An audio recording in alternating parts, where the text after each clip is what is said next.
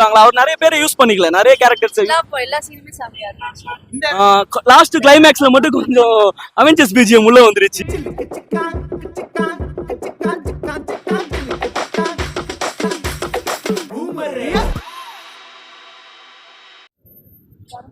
ரொம்ப நல்லா இருக்கு.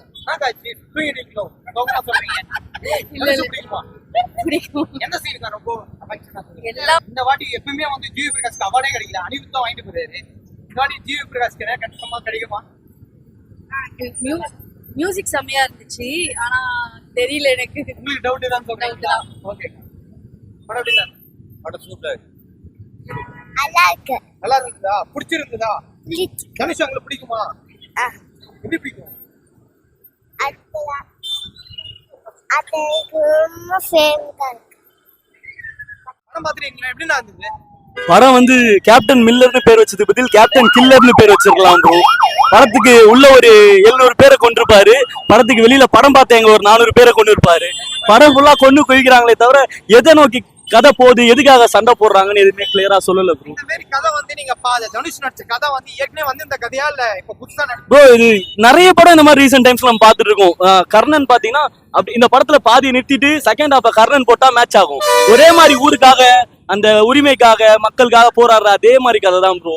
பெருசா எதுவும் இல்ல. ஜிவி பிரகாஷோட மியூசிக் மட்டும் இல்லைன்னா படத்துல எப்போ தூங்கிருப்போம், ஃபர்ஸ்ட் ஹாப்லயே தூங்கிருப்போம். ஜிவி பிரகாஷ் காப்பாத்தி கொண்டு போயிட்டு இருந்தாரு. அதுவும் கிளைமேக்ஸ் சீன்ல அவெஞ்சர்ஸ் டீமை போட்டு அவெஞ்சர்ஸ் மாதிரி எல்லாரையும் நிக்க வச்சு கடுப்பேத்தி விட்டாப்ல. ஃபர்ஸ்ட் ஹாஃப் செகண்ட் ஹாஃப் ஓரளவுக்கு நச்சு பார்க்கலாமா? ஃபர்ஸ்ட் ஹாஃப் ஃபுல்லா ஒரு மாதிரி லேகா போயிட்டு இருந்தது. செகண்ட் ஹாஃப் ஃபுல்லா வெறும் கன் ஷாட்ஸ், ஃபைட்ஸ், வார் மாதிரி போயிட்டு இருந்தது. Full and full Baahubali second ஹாஃப்ல எப்படி ஒரு வார் போகும். நமக்கு வந்து தளபதி விஜய். தளபதி விஜய். அப்போ இந்த தனுஷோட படத்தை இப்ப பாத்து வெளியே வந்து சொல்றீங்க ரிவ்யூ, என்ன மார்க் கொடுப்பீங்க? படத்துக்கு 6 out of 10 கொடுக்கலாம்.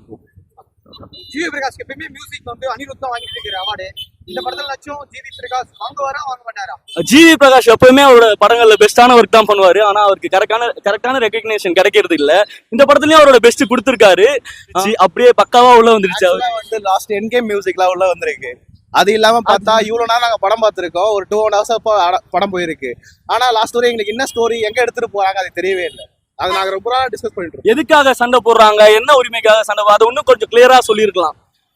சிவராஜ் அவரை வந்து படத்துல வெறும் மாஸ் சீனுக்காக கொடுக்கணுன்றதுக்காகவே கொடுத்து பண்ணாம விட்டாங்க. காஸ்டிங்லாம் வந்து வேஸ்ட் பண்ணிட்டாங்க.